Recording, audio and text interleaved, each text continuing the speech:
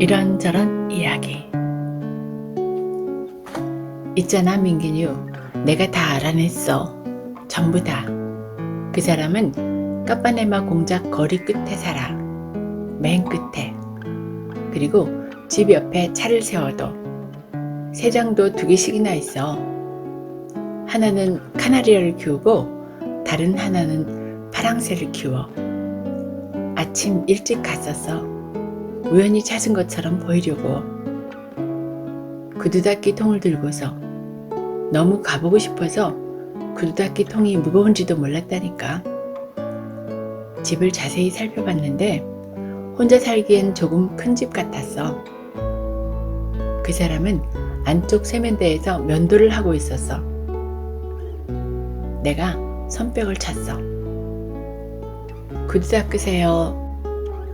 그가 비누를 잔뜩 묻힌 얼굴로 안쪽에서 나왔어. 반쪽만 면도를 했더라.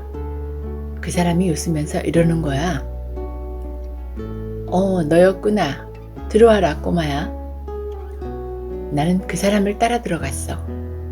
금방 끝날 테니 기다려라. 그렇게 말하고는 쓱쓱쓱 면도를 계속했어. 이 다음에 어른이 되면 나도 그렇게 쓱쓱쓱 멋진 소리를 내며 면도를 하게 수염이 많았으면 좋겠다고 생각했어. 구두 닦이 통에 앉아서 기다리는데 그 사람이 거울로 나를 쳐다보며 물었어. 학교는?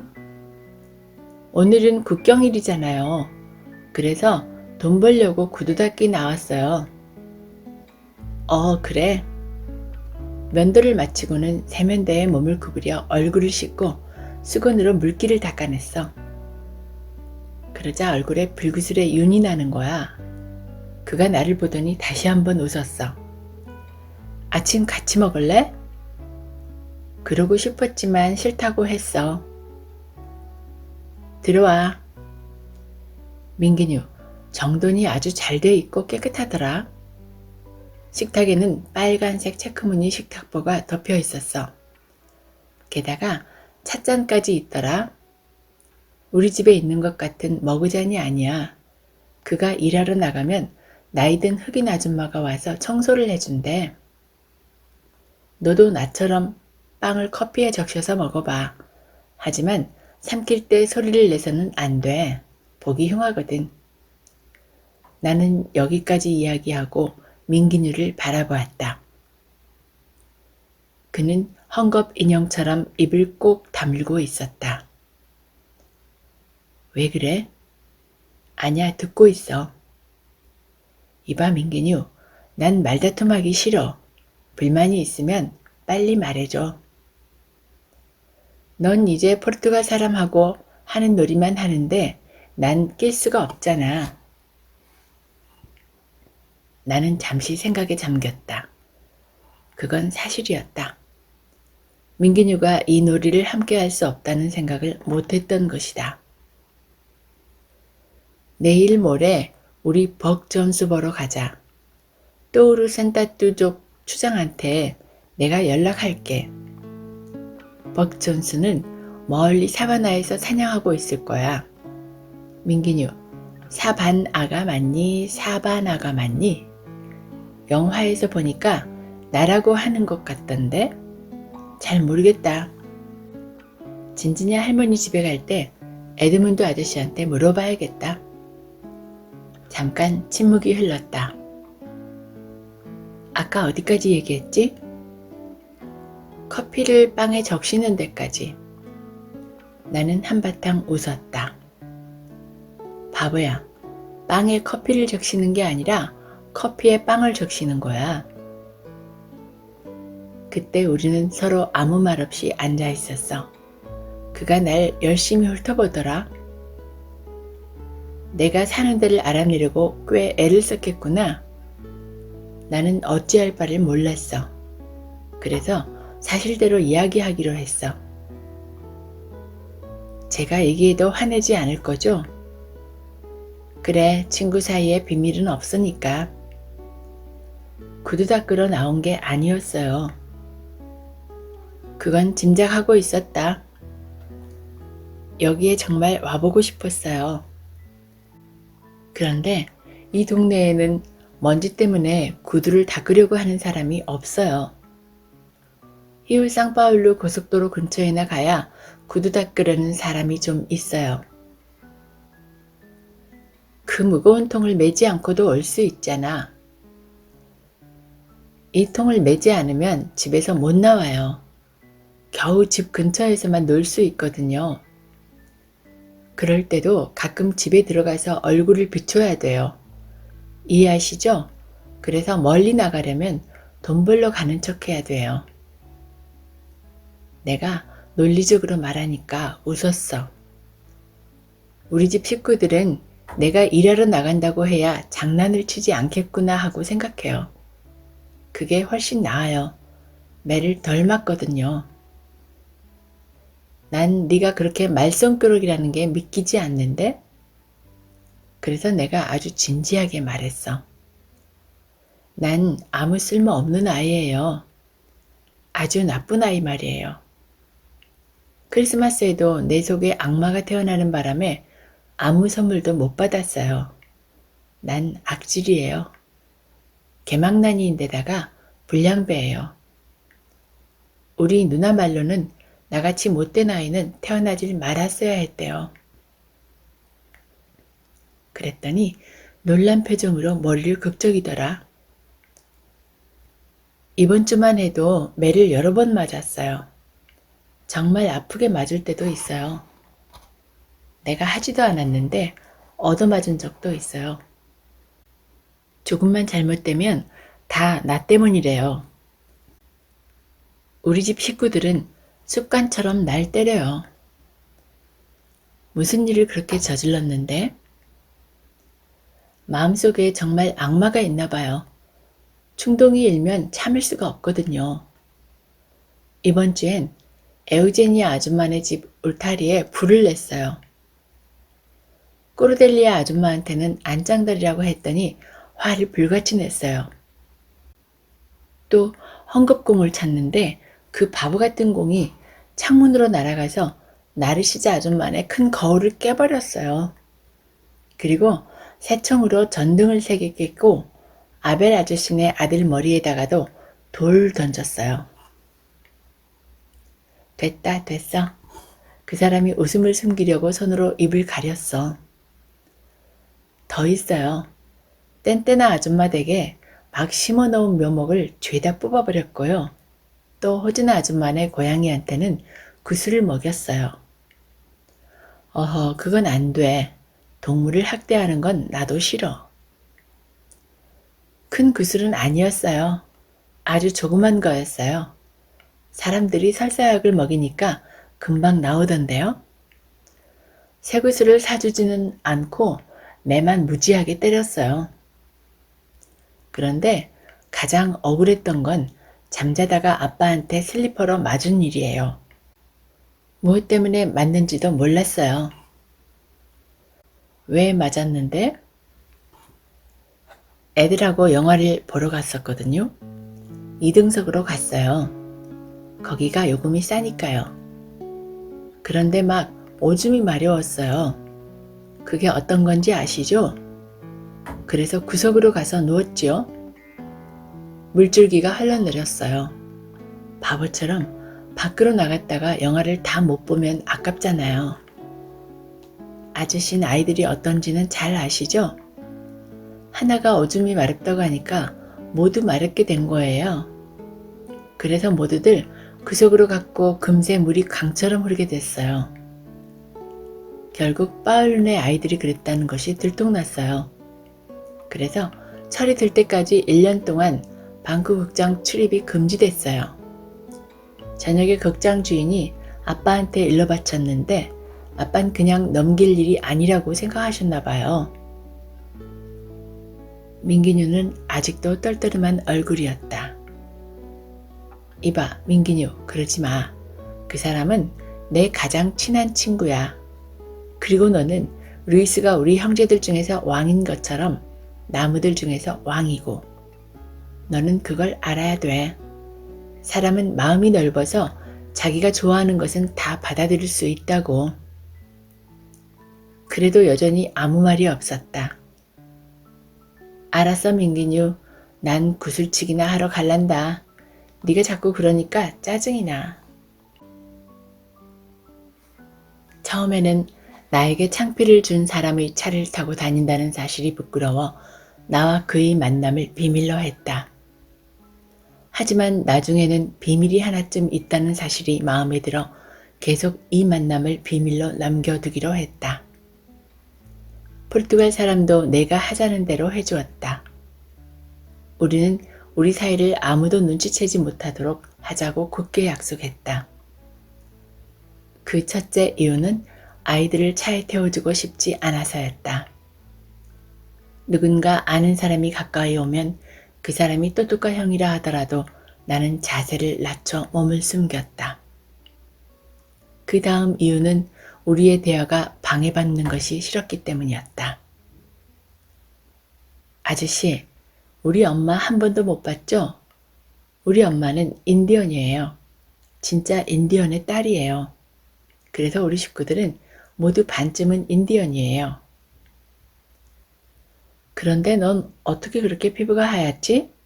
머리는 흰색에 가까운 금발이고 말이야. 포르투갈인의 피가 섞여서 그렇대요. 그래도 엄마는 진짜 인디언이에요. 엄마는 거무스름한 피부에 새까만 생머리를 하고 있어요. 글로리아 누나랑 나만 이런 억센털 러시아 고양이처럼 태어났어요. 엄마는 집세를 벌려고 영국 사람이 하는 방직 공장에 나가요. 저번엔 실타래 상자를 나르다가 허리를 다쳐서 굉장히 아파했어요. 의사한테 갈 정도였으니까. 디스크에 걸릴지도 모른다고 의사가 허리에 압박붕대를 감아줬어요. 엄마는 저한테 참 잘해줘요. 때리실 때에도 뒤뜰에 있는 가느다란 접시꽃 나뭇가지로 종아리만 때려요. 엄마는 밤에 집에 돌아오면 너무 피곤해서 얘기할 기운도 없으세요. 그가 차를 몰고 있는 동안 나는 쉴 새 없이 제잘거렸다. 가장 지독한 건 큰 누나예요. 맨날 남자친구 때문에 정신이 없어요. 엄마는 누나 보고 우리를 데리고 바람이나 쐬고 오라고 할 때마다 윗길로는 가지 말라고 해요. 엄마도 윗길 모퉁이에서 남자친구가 기다리고 있다는 걸 알거든요. 그런데 아랫길로 가도 거기에 다른 남자친구가 기다리고 있어요. 하도 연애 편지를 많이 써가지고 나만 아는 연필이 없다니까요. 다 왔다. 시장 근처에 이르자 그는 약속한 장소에 차를 세웠다. 내일 보자, 꼬마야. 그가 차를 세워두는 곳에 들릴 때마다 음료수도 마시고 그림딱지도 얻어갈 수 있게끔 내가 이런저런 핑계를 잘 댄다는 것을 그는 알고 있었다. 나는 그가 한가한 시간이 언제인지도 알아내었다. 그렇게 한 달이 흘렀다. 나는 그에게 크리스마스에 있었던 이야기를 들려주었다. 다 큰 어른이 그토록 슬픈 얼굴을 할 수 있으리라고는 상상도 못했다. 그는 눈물을 글썽이며 내 머리를 쓰다듬었다.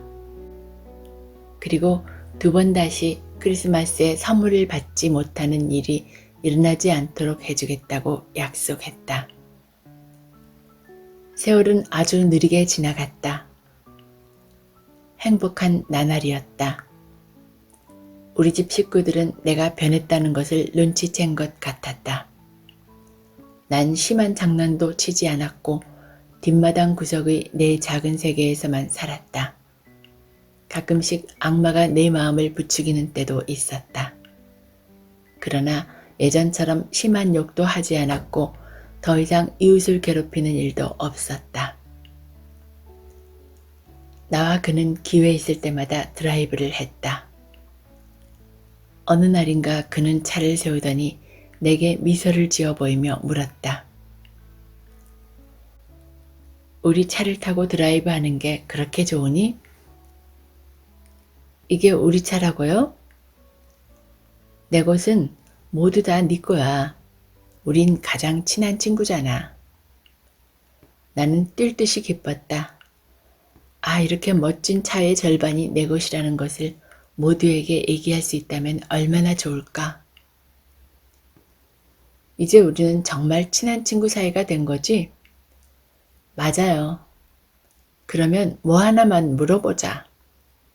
뭔데요? 아직도 이 다음에 커서 날 죽일 생각이니? 아니요, 절대 안 그럴 거예요. 그렇게 말했었잖아, 안 그래? 그땐 화가 나서 그랬죠. 난 절대로 아무도 못 죽여요. 집에서 닭 잡는 것도 못 쳐다봐요. 나중에 아저씨가 사람들이 말하는 그런 사람이 아니라는 걸 알았어요. 아저씨는 식인종이 아니었어요. 절대로요. 그는 팔쩍 뛸 듯이 놀랐다. 뭐라고? 식인종이요. 그게 무슨 뜻인지 알기나 하니? 당연하죠. 에드문드 아저씨가 가르쳐줬어요. 아저씨는 척척 박사거든요. 어떤 사람이 아저씨한테 사전을 만들어 달라고 시내에서 온 적도 있어요. 이때까지 나한테 설명해 주지 못한 건 탄화 규소 하나밖에 없어요. 엉뚱한 소리 그만하고 식인종이 뭔지 잘 설명해 봐라. 식인종은 사람 고기를 먹는 인디언이에요. 브라질 역사책에는 포르투갈 사람을 먹으려고 껍질을 벗기고 있는 그 인디언들 그림이 나와요. 또 그 식인종들은 사이가 안 좋은 다른 종족들도 잡아먹었대요. 그리고 아프리카 식인종들은 수염이 긴 선교사들을 좋아한대요. 그는 브라질 사람들은 흉내도 내지 못할 희한한 웃음을 터뜨렸다. 너 정말 똑똑하구나, 꼬마야. 어떤 때는 겁이 다 난다니까. 그리고 나를 찬찬히 뜯어보았다. 말해봐라, 꼬마야. 너 도대체 몇 살이냐? 거짓말 나이요? 진짜 나이요? 당연히 진짜 나이지. 난 거짓말쟁이 친구는 싫어. 그럼 5살이에요. 거짓말 나이는 6살이고요. 5살짜리는 학교에 못 가거든요. 왜 그렇게 빨리 학교에 보냈을까? 생각해보세요. 모두들 몇 시간만이라도 저한테서 자유로워지고 싶어 할 거 아니에요. 아저씨, 탄화규소가 뭔지 아세요? 그 말을 어디서 들었는데? 나는 주머니에 손을 넣어 딱정 만들 때 쓰는 조약돌과 그림 딱지와 팽이줄과 구슬들 사이를 뒤적였다. 여기요. 인디언 얼굴이 새겨진 메달을 꺼냈다. 머리에 깃털을 잔뜩 꽂은 미국 인디언이었다. 그 메달 뒷면에 탄화규소라는 글자가 적혀 있었다. 그는 메달을 손에 들고 앞뒤로 돌려보았다. 글쎄, 나도 잘 모르겠는데? 이거 어디서 났어? 아빠 시계에 붙어있던 거예요. 바지 주머니에 달 수 있도록 줄이 달려 있었어요.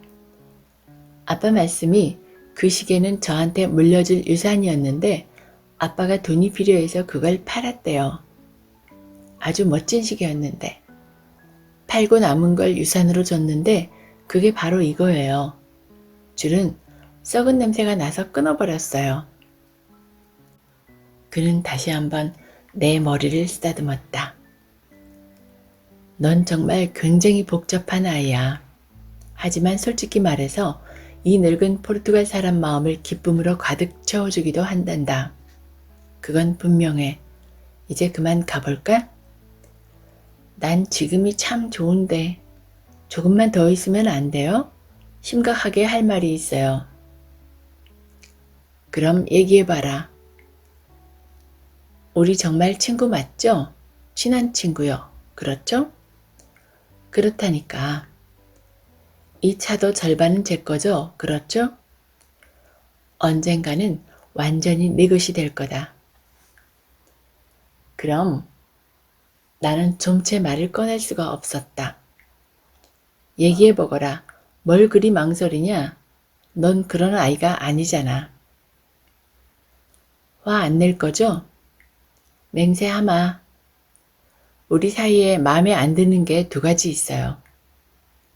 그래도 여전히 얘기하기가 쉽지 않았다. 그게 뭔데? 첫 번째는요, 우리가 정말 친구라면서 왜 제가 계속 아저씨라고 불러야 하냐는 거예요. 그가 빙그레 웃었다. 그럼 네 마음대로 부르도록 해라. 당신이라고 해도 좋고 너라고 해도 좋고. 너는 안 돼요. 너무 어려워요. 게다가 민기뉴한테 우리 사이에 있었던 얘기를 들려줘야 하거든요. 너라는 단어를 사용하면 동사 변화가 어려워져요. 차라리 당신이 낫겠어요. 화내지 않을 거죠? 화를 낼 이유가 없잖아. 당연한 요구라고 생각해. 그런데 민기뉴는 누구지? 난 처음 듣는데. 민기뉴는 시루르까예요. 그러니까 시루르까가 민기뉴고 민기뉴가 시루르까란 말이지? 난 아직도 모르겠다. 민기뉴는 제 라임 오렌지 나무예요. 그 애가 굉장히 마음에 들면 시루르까라고 불러요. 그러니까 너는 민기뉴라는 라임 오렌지 나무를 갖고 있단 말이구나. 그 애는 꽤 괴짜예요. 나랑 얘기도 하고 말이 되어서 날 태우고 벅 존스나 톰 믹스, 프레드 톰슨하고 달리기도 해요. 당신은 켄 마이나드를 좋아하세요? 그는 카우보이 영화는 잘 모르겠다는 듯이 어깨를 으쓱해 보였다. 저번에 프레드 톰슨이 나한테 그 사람을 소개시켜 주었어요. 난 그 사람 가죽 모자가 아주 마음에 들었어요. 하지만 그는 잘 웃지 않는 사람이에요. 아까 하던 얘기 계속해봐라. 네 머릿속 상상의 세계 얘기를 듣고 있으면 내 정신이 다 산만해진단 말씀이야. 그런데 또 한 가지는 뭐지? 다른 하나는 더 어려운 거예요. 하지만 제가 당신이라고 불렀는데도 화내지 않았으니까 저는요, 당신의 이름이 별로 마음에 안 들어요. 그렇게 싫은 건 아닌데 친구 이름으로는 좀... 아이고 맙소사, 대체 무슨 말을 하고 싶은 거냐? 내가 당신을 발레다리스라고 부르면 어떨 것 같아요? 그는 잠시 생각해 보더니 웃으며 말했다. 어감이 좀 안 좋긴 하지. 사실 난 마누엘이란 이름도 별로예요. 우리 아빠가 오마누엘르 하면서 포르투갈 사람 흉내를 낼 때 얼마나 화가 나는지 아세요? 그 쌍놈의 자식은 포르투갈 친구가 전혀 없었나 봐. 지금 뭐라고 했니? 아빠가 포르투갈인 흉내를 낸 거요? 아니, 그 다음에 한 말, 욕 말이야. 쌍놈의 자식이 갈보 자식보다 나쁜 말이에요? 거의 같아.